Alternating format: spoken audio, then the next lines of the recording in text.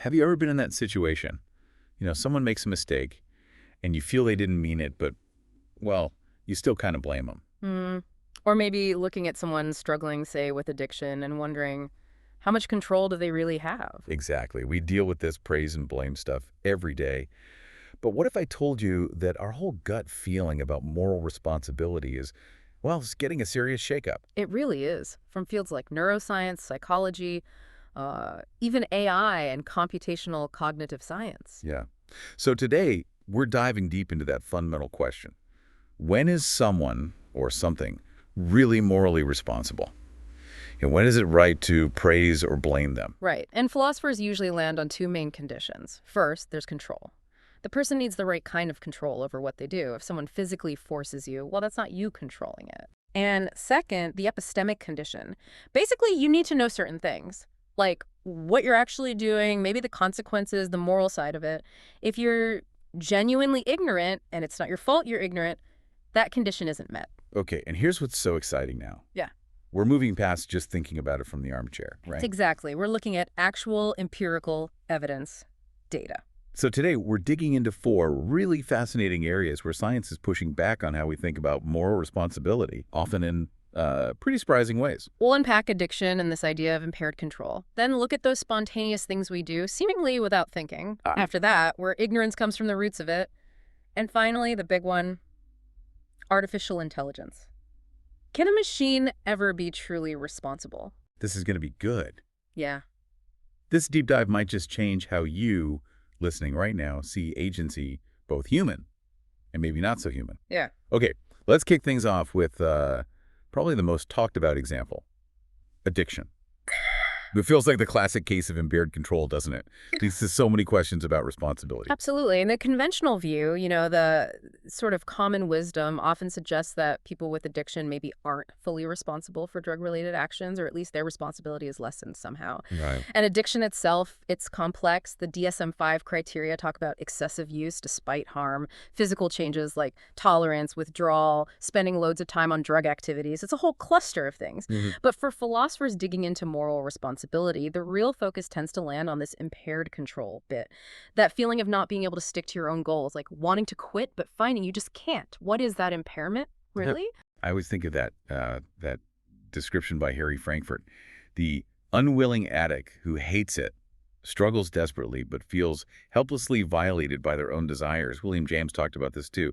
It's such a powerful image, this idea of irresistible urges. It is powerful, very vivid. Yeah. But when we look at the empirical evidence, the answer to whether desires are literally irresistible appears to be, well, fairly clearly, no. Oh, really? Yeah. Hannah Pichard's work here is really influential. She points to lots of evidence for what's called incentive sensitivity.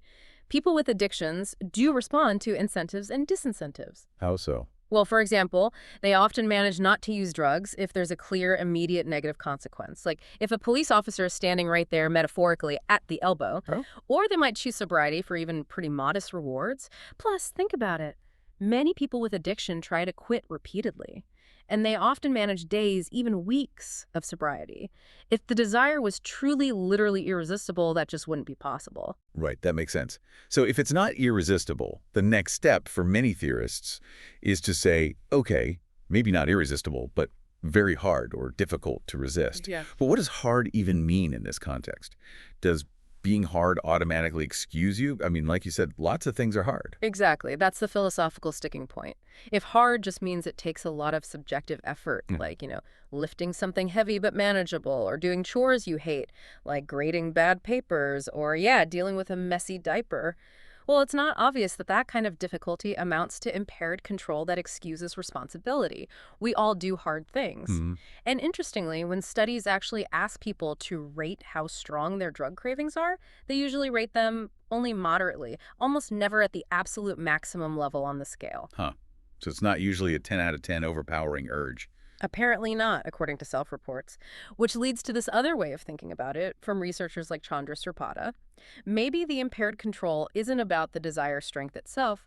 Maybe it's about distorted automatic thoughts and feelings. Distorted how? Like the person automatically, almost without thinking, sees themselves as inadequate, or the world is just too harsh, or the relief from the drug as way more significant than it objectively is. These distortions are ingrained, automatic, and they become very hard for the person to recognize and correct. Oh, cool. So on this view, the person becomes unreliable at self-correction because of these cognitive distortions. And that unreliability is what drives the drug use. The control impairment is over the distortions, not directly over the desire. That's a much more psychological picture. But then you have the other extreme, right? Some theorists argue there's no impaired control at all. Yes, that's the more radical view from people like Foddy and Sevulescu, Carl Hart, Gene Heyman.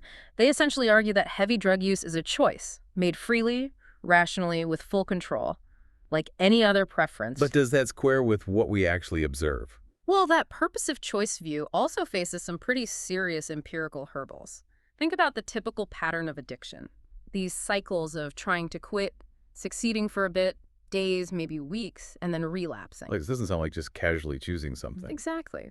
And why would people undertake really costly interventions? Going into therapeutic communities, intensive counseling, taking difficult medications like antabuse.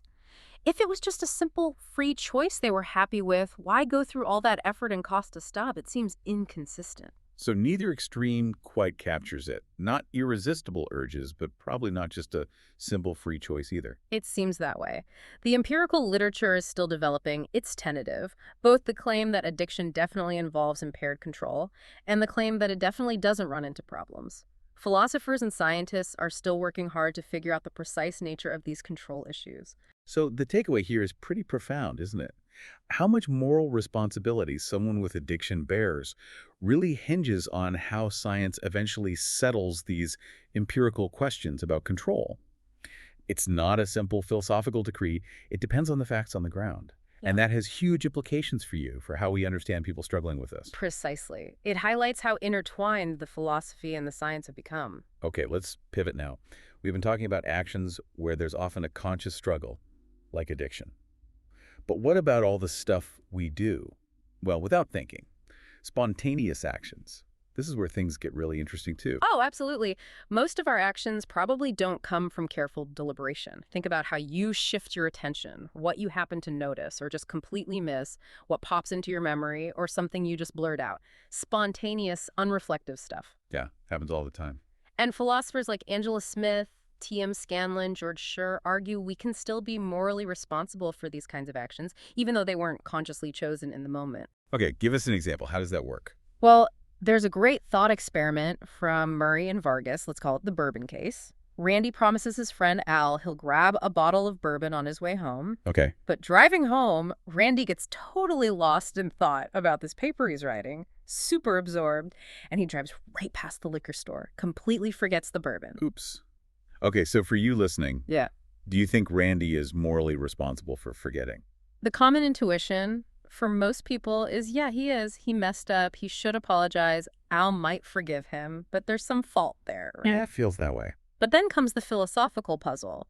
How does Randy meet those conditions we talked about, control and epistemic? There was no conscious decision to forget, no intention, no belief about forgetting, no judgment, I shall forget the bourbon now. It just slipped his mind. It's like the process is a total black box. Right, we see the forgetting, but we don't see why or how inside his head. So how do we open that black box? Can science help? This is where cognitive science comes in, specifically the science of attention allocation. Instead of just saying he forgot, we can reframe it. Randy started thinking about his paper, which means he allocated his attention internally to that stream of thought instead of being ready to allocate it to the external cue of the liquor store or the internal reminder about the bourbon. Okay, so it's about where his attention went. Exactly. And a leading model for how this works is the priority map model. Imagine your brain constantly, unconsciously creating this sort of map. A map of what? A map that assigns a value score, like an expected value, to every possible thing you could pay attention to, both outside you, sights, sounds, and inside your head, thoughts, memories. Huh. The brain calculates these values, integrates all sorts of cues, and then you, the person, rapidly and often unconsciously choose to direct your attention to whatever has the highest value score on that map at that moment. This isn't necessarily deliberation, it's a fast process. So spontaneous actions aren't just reflexes, they're super fast decisions based on these internal value maps. That's the idea. It fits a lot of findings in computational cognitive science, and it distinguishes two things. These subpersonal processes kind of happening automatically in the background, building and updating the priority map. And then the person level rapid decision process that actually shifts your attention based on that map, it still feels like you are the one paying attention. So back to Randy and the bourbon. Right. Initially, his priority map assigned a high value to thoughts about his paper. As he got near the store, the map could have updated maybe a visual cue, maybe an internal timer to give bourbon thoughts a higher value, but for whatever reason, it didn't. So Randy continued to, in this model, choose rapidly, perhaps unconsciously, to keep his attention on the paper. And because attention is limited, the bourbon task just dropped out. He forgot. Okay, that's a fascinating mechanism. Mm-hmm. But how does that help with moral responsibility? Does knowing about priority maps tell us if Randy is blameworthy? It gives us concrete details to work with. One view, like Murray and Vargas suggest, is that these priority map mechanisms do provide the necessary control. Why? Because they are reasons responsive. They can flexibly change based on different inputs and goals. So on this view, Randy had control, met the conditions, and is morally responsible. Our initial intuition holds up. Okay, that's one way. But there's another angle, focusing on the epistemic condition, the knowledge part. These priority maps, generated by our brain's algorithms, are amazing, but they're only boundedly rational, as Herbert Simon put it. They're not perfect. Meaning they can be wrong sometimes. Exactly. The map could be inaccurate. It might assign a higher value score to, say, Randy's paper thoughts, even when getting a bourbon was actually more important, according to Randy's own overall goals and promises. So if Randy's map was inaccurate near the store, if it undervalued the bourbon task relative to his actual priorities, then he might have acted under a kind of ignorance produced by his own cognitive system. And if that ignorance is non-culpable, maybe he should be excused. That would revise our common judgment. Wow. So the science doesn't just explain how he forgot. It gives us specific grounds to either say, yep, he's responsible, or, maybe not, because his internal map misled him. Precisely. It opens up the black box and shows us the messy, detailed mechanisms, which then directly inform the philosophical assessment of responsibility. It's not just abstract anymore. Fascinating. Okay, let's shift again. We just talked about ignorance popping up from our own cognitive machinery like attention systems. What about ignorance more broadly? You know, the classic "I didn't know" excuse. When does that actually work? Yeah, that's a huge area. Most philosophers agree that just being ignorant isn't enough to get you off the hook. Yeah. We need to ask about culpable ignorance. Were you responsible for being ignorant in the first place? Did you, as some philosophers put it, benight yourself, bring the ignorance upon yourself? Okay, so how do we figure that out? Let's use an example. Maybe the doctor case you mentioned earlier. Right, loosely based on Rosen's examples. Imagine a doctor gives a patient the wrong blood type, causing a bad reaction because she mistakenly believes the patient has a different type. Okay. When is she responsible for that mistake, that ignorance? Well, case one. Suppose she had that mistaken belief because she decided to skip double-checking the patient's chart. She was in a rush to get to her golf game.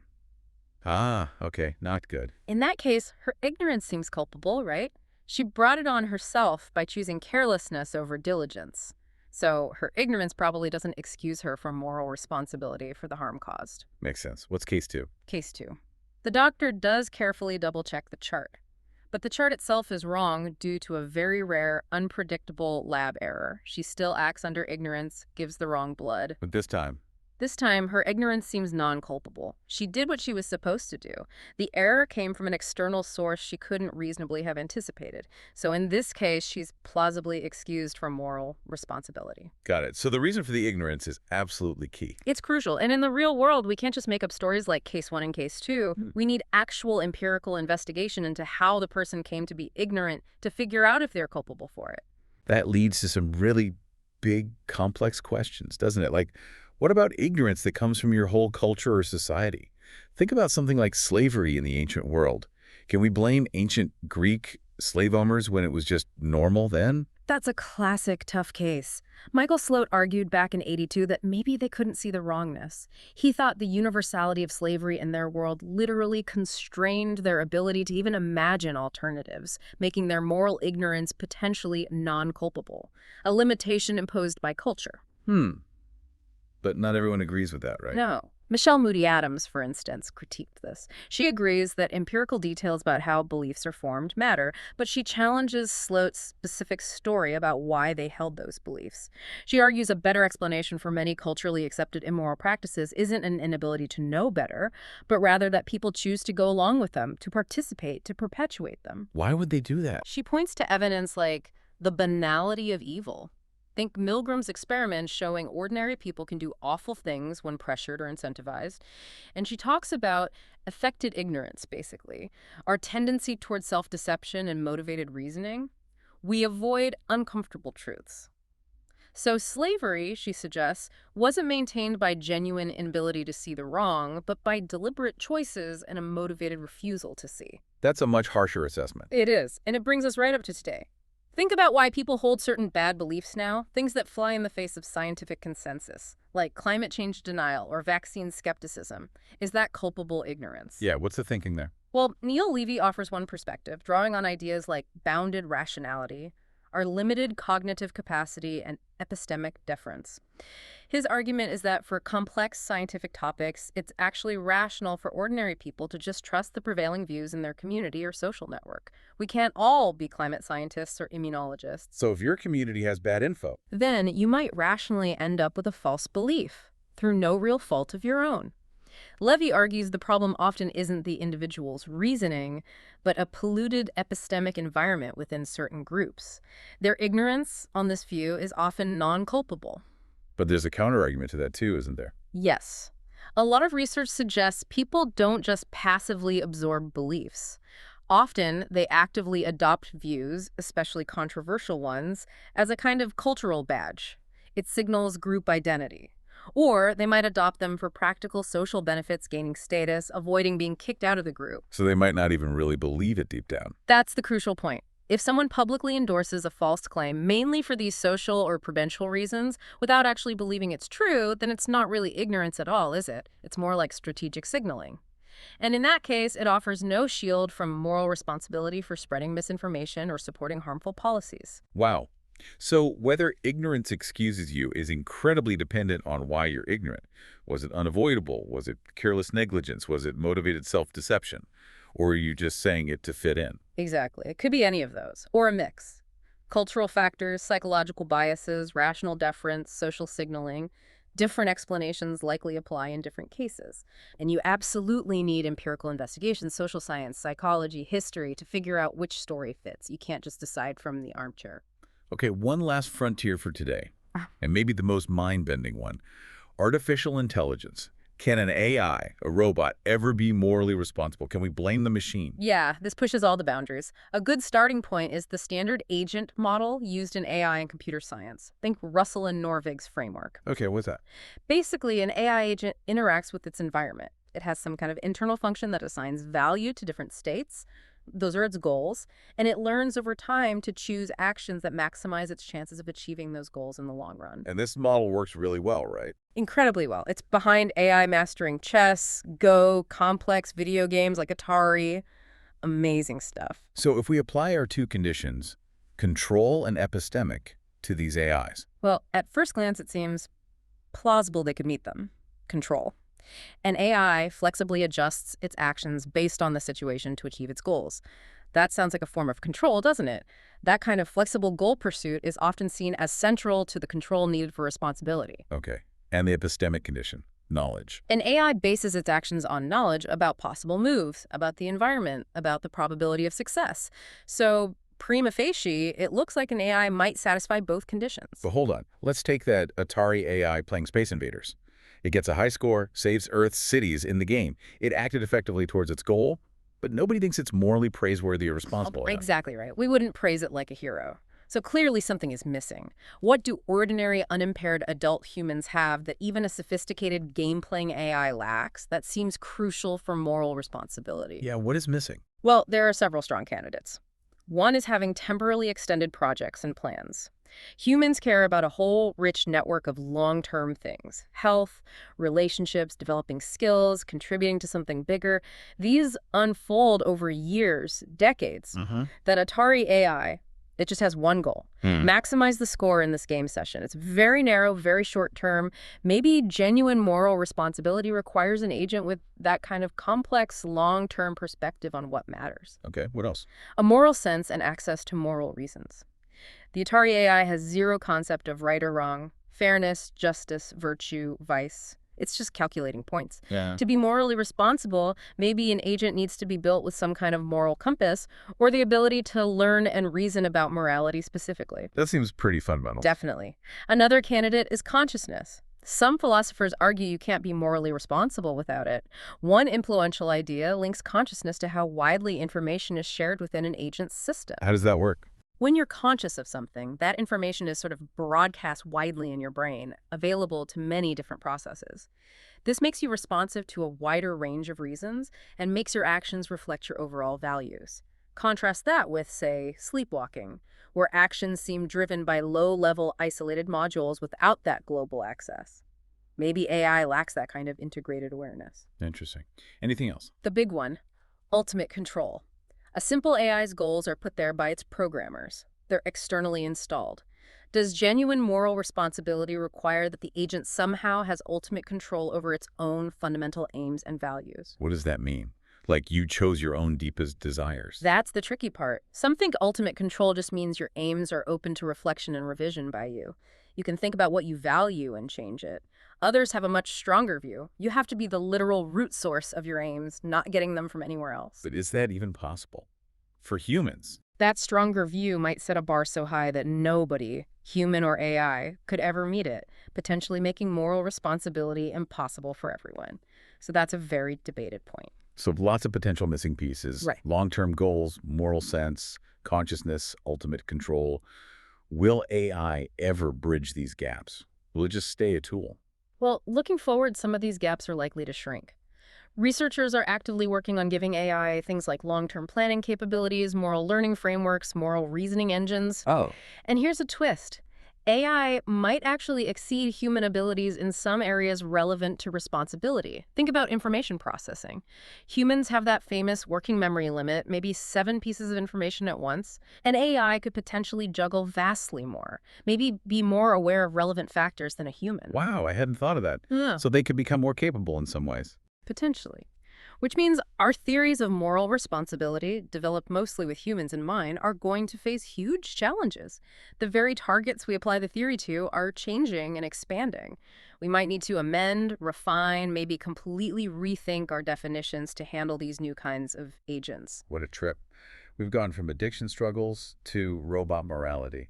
Yeah. It really does show how messy and dynamic this whole idea of moral responsibility is. It really does. From addiction's nuanced control issues to those unconscious slips like forgetting the bourbon, the deep roots of cultural ignorance, and now AI, it's so much more complicated than just saying, did they mean to do it? Yeah, the clear takeaway seems to be how much the empirical sciences are pushing us, Right. forcing us to look past our gut feelings, crack open those black boxes of the mind and how agents work, and really grapple with the mechanisms. Absolutely. It forces us to ask, as science reveals more about how we make choices, how we form beliefs, how agency works, what are we actually going to hold people and maybe even machines accountable for down the line?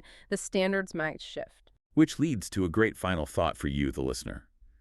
If our understanding of moral responsibility is constantly being reshaped by scientific discoveries, what finding might come out next year or the year after that completely flips your perspective again? What might challenge everything you thought you knew about right and wrong, praise and blame, in yourself and the people around you? It's an ongoing conversation, and science is now a central voice in it. Definitely something to chew on. Thanks for joining us on this deep dive. Until next time, keep questioning, keep learning.